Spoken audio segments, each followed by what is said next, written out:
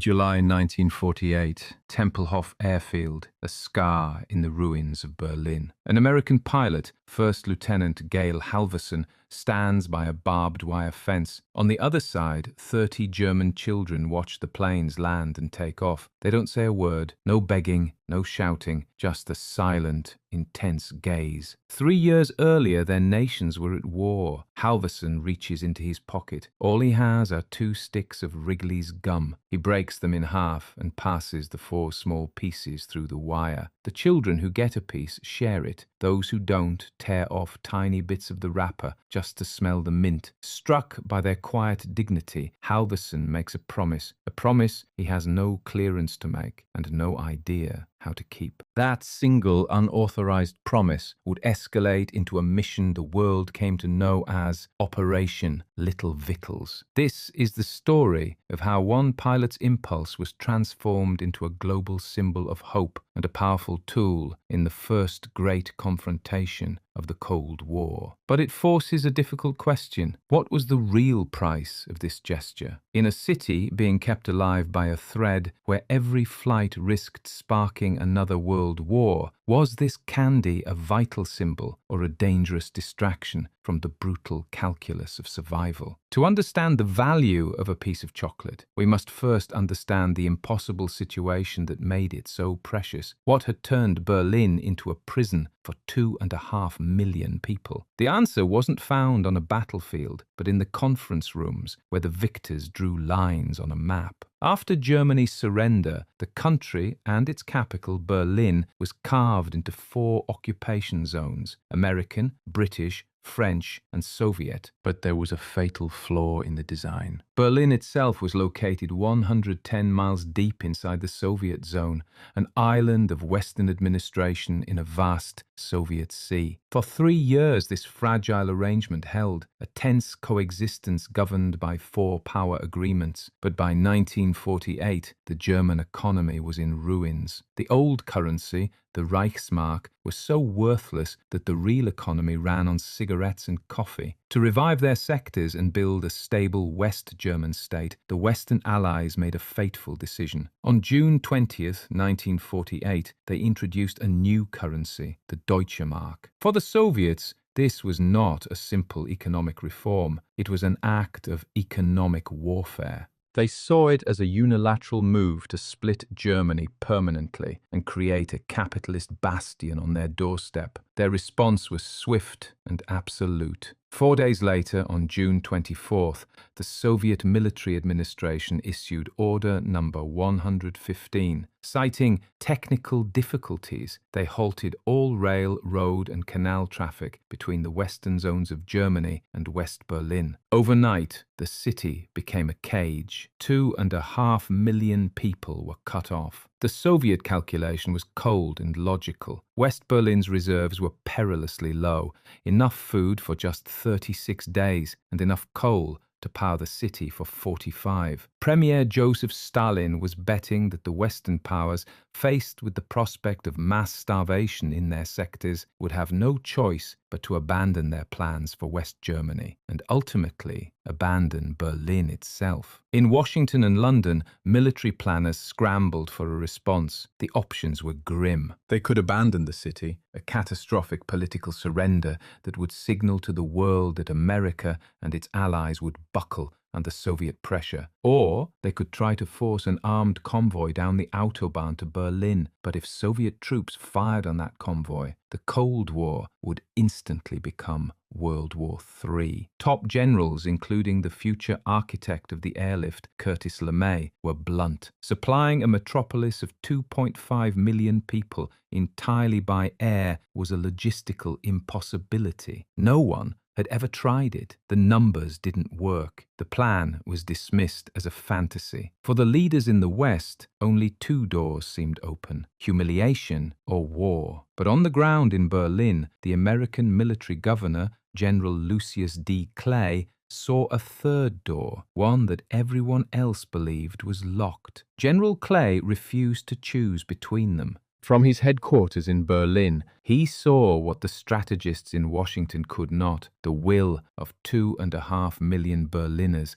who did not want to be abandoned. On June 25th, he sent a cable to the Pentagon. It was not a request for permission, but a declaration of intent. The message was simple and defiant. We are going to stay. The next day, June 26, 1948, Operation Vittles began. The first American C-47 Skytrains lumbered down the runways of air bases in West Germany, lifted into the sky and headed for Berlin. They carried no troops, no bombs. Their cargo was powdered milk, flour and medicine. The airlift was on. But from the first hour, it was a logistical nightmare. The initial plan was a chaotic improvisation. Slower, smaller planes like the C-47, which could only carry about 3 tons, clogged the narrow air corridors, creating aerial traffic jams as faster, larger aircraft tried to navigate around them. Fog and low clouds, common in the German summer,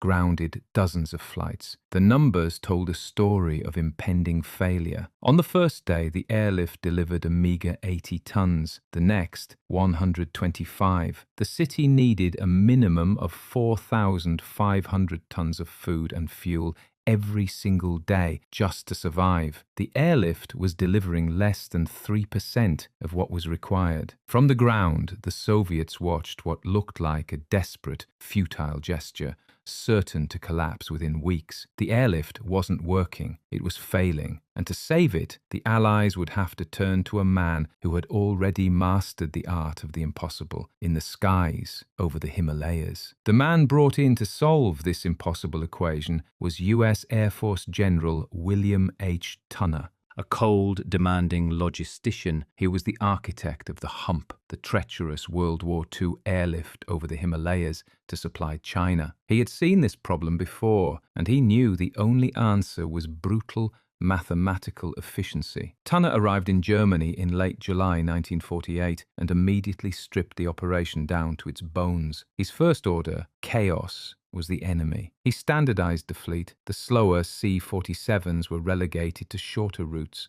The main corridors to Berlin would be flown exclusively by the 4-engine C-54 Skymaster, a workhorse that could carry 10 tons, 3 times the load of its predecessor. Then he redesigned the sky itself. Tunner imposed a rigid one-way system. 3 air corridors, each 20 miles wide, were established, one for flying in, one for flying out, with a central corridor for safety. Planes flew at 5 different altitudes, separated by 500 feet, all at the exact same speed. It was a relentless, unceasing conveyor belt. Pilots were forbidden from deviating. If a pilot missed his landing approach in Berlin, he was not allowed to circle around. He had to fly all the way back to his home base, still fully loaded, and get back in line. The discipline on the ground was just as unforgiving. When a plane landed at Tempelhof, a stopwatch started. Pilots were not to leave their cockpits. A snack bar on wheels drove up to the cockpit window. German ground crews, timed to the second, swarmed the plane. Their target was to unload 10 tons of cargo in under 30 minutes. Then the plane was gone. Tunner's system transformed the airlift from a desperate scramble into a 24-hour, all-weather industrial operation. The tonnage began to climb. But back in that system, flying his C-54, was Lieutenant Gail Halvorsen. The efficiency of the machine hadn't erased the memory of the children at defense. He was haunted by their quiet faces and the promise he had made. He decided to act. He couldn't get clearance for such a thing, so he didn't ask. He and his co-pilot, John Pickering, pulled their personal candy rations, a few chocolate bars and sticks of gum. They knew they couldn't just throw them from the plane. The children might be hit, so Halvorsen improvised. He took out his handkerchiefs and tied them to the candy, creating tiny, makeshift parachutes. Before his next flight, he attached the small bundles to a flare pistol lanyard. As he made his final approach into Tempelhof, flying low over the ruins, he saw the small crowd of children waiting where he had left them. He pushed the candy bundles out of the flare chute. He watched as the tiny white parachutes drifted down toward them. He did it again the next day and the day after, but the crowd of children grew. He needed a way to signal to them which of the identical C-54s landing every 3 minutes was his. He told a small group that on his approach he would do something unique. He would wiggle the wings of his giant aircraft, a maneuver he used to do as a young pilot flying over his parents' farm in Utah. Soon, letters began arriving at the Tempelhof base addressed to Der Schokoladenflieger, the chocolate flyer, or Uncle Wigglewings. A German reporter for a Berlin newspaper wrote a small article about a mysterious pilot who rocked his wings and dropped candy from the sky. The story was picked up by the Associated Press. It went global. And then Gail Halvorsen was summoned to the office of the airlift commander himself, General William Tunner. Halvorsen walked in expecting a court-martial. He had violated regulations, conducted unauthorized drops, and endangered people on the ground. He had put the entire tightly wound operation at risk for a handful of candy bars. But Tunner didn't see an undisciplined pilot. He saw a propaganda victory. In Halvorsen's simple, unauthorized act, Tunner recognized a weapon more powerful than any leaflet. He told Halvorsen to keep doing it. Then he gave the mission an official name, Operation Little Vittles. The story exploded. Donations flooded in from the American Confectioners Association. School children in America started attaching their own candy to handkerchiefs and mailing them to the Air Force. Halvorsen was no longer a lone rule breaker. He was the face of the airlift. From their command posts in East Berlin, Soviet officials had initially dismissed the airlift as a clumsy, unsustainable propaganda trick. They were confident it would fail before the first snows of winter. But as Tunner's system took hold and the daily tonnage of food and fuel crept from 1,000 tons to 2, then 3,000, their posture changed from ridicule to alarm. They began a campaign of systematic harassment. Soviet Yak fighter planes would fly dangerously close to the unarmed American and British transport planes in the corridors, making aggressive passes and banking sharply away at the last second. It was a terrifying game of chicken at 5,000 feet, designed to rattle the Allied pilots. At night, they used high-powered searchlights positioned near the airfields, attempting to blind pilots during the critical moments of landing. On the ground, they launched a counteroffensive for the hearts and minds of Berliners. Soviet authorities announced that any West Berliner could register in East Berlin and receive full ration cards, a tempting offer for a city on the brink of starvation. But the offer was a stunning political failure. Out of 2.5 million West Berliners, fewer than 2% took them up on it. The city was choosing hunger and uncertainty with the West over submission to the East. But the symbol of Uncle Wigglewings and his candy parachutes hid a much grimmer reality. The most important cargo wasn't flour, powdered milk, or even chocolate. It was coal. Without it, Berlin's power plants would go dark and its people would freeze. The planes that carried it were transformed into flying coal bins. The fine black dust was inescapable. It coated the inside of the aircraft,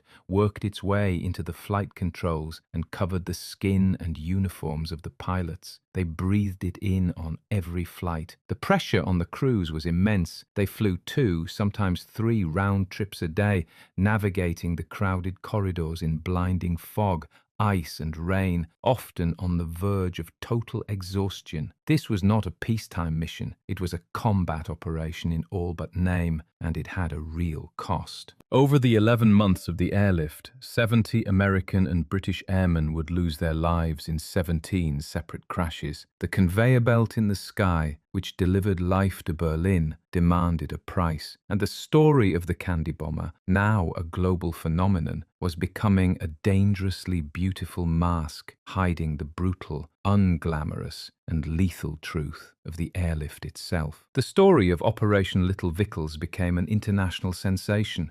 Newsreels showed smiling children chasing tiny parachutes. The world fell in love with the tale of American generosity, but this powerful image was beginning to obscure a much darker picture. For the pilots inside the C-54s, the primary reality was not candy, it was coal. 10-ton loads of it, flight after flight. The fine black dust was inescapable, coating the controls, gritty in their food, filling their lungs. They flew in unheated cabins through treacherous ice and fog, fighting a bone-deep exhaustion that made every landing a risk. For the 2.5 million Berliners on the ground, the winter of 1948 was a brutal fight for survival. They called it the Hunger Winter. With power plants starved for fuel, electricity was available for only 4 hours a day. Rations were cut to just 1,500 calories, a near starvation level. The beautiful symbol of the candy drop risked sanitizing the grim, exhausting, and deadly serious business of keeping an entire city from freezing to death. The legend was becoming more real than the reality. But just as the airlift threatened to become an impersonal story of statistics and symbols, a single piece of paper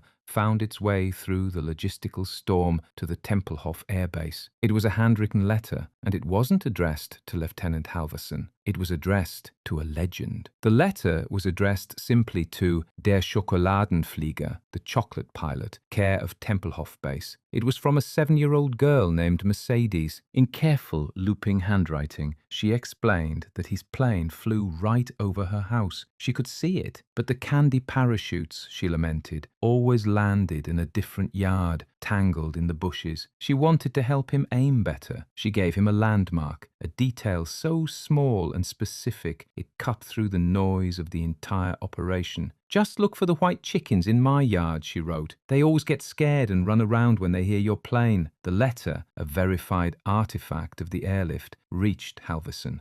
He was struck by the girl's direct plea, but he was also a pilot. He knew the request was impossible. From a C-54 Skymaster, even on a low approach, trying to hit a single backyard was a matter of pure chance. He couldn't risk it, but he also couldn't ignore the letter. So he did something else. He found her address, wrote back, and then began mailing packages of candy and gum directly to her home. A secret correspondence began. A private channel opened between the American pilot and the German girl, bypassing the generals, the politicians, and the entire machinery of the Cold War. The public spectacle of Operation Little Vittles had become a quiet, personal promise. This was the human core of the airlift. But personal kindness and mailed chocolate bars, however powerful as symbols, could not keep the power plants running. The brutal Berlin winter was tightening its grip. And the question remained, could a campaign of goodwill truly defeat a blockade backed by the full might of the Soviet Red Army? The answer came not with a battle, but with a logistical masterpiece. On Easter Sunday, 1949, General Tunner's system reached its peak. In a single 24-hour period, a massive surge dubbed the Easter Parade delivered nearly 13,000 tons of supplies to Berlin. This was more cargo than the railways had ever delivered in a day before the blockade began. The Soviet gambit was broken. On May 12, 1949, Moscow quietly lifted all restrictions. The final tally was staggering. Over 2.3 million tons of supplies delivered in more than 278,000 flights. And in the years that followed, Gail Halvorsen and Mercedes would finally meet, their correspondence cementing a friendship that became an enduring symbol of the airlift. But the operation's greatest success was never just logistical, it was psychological. For millions of Germans, the image of American pilots dropping candy replaced the memory of them dropping bombs. The occupier had become the protector. This was the first great victory of the Cold War, a conflict that would be defined not only by weapons, but by willpower, supply chains, and the power of a story that began with 2 sticks of gum passed through a barbed wire fence. The C-54s delivered the millions of tons of flour and coal that Berlin needed to physically survive. But the tiny makeshift parachutes delivered something far more critical. They were tangible proof floating down from the sky that in the first great battle of the Cold War, a people had not been forgotten.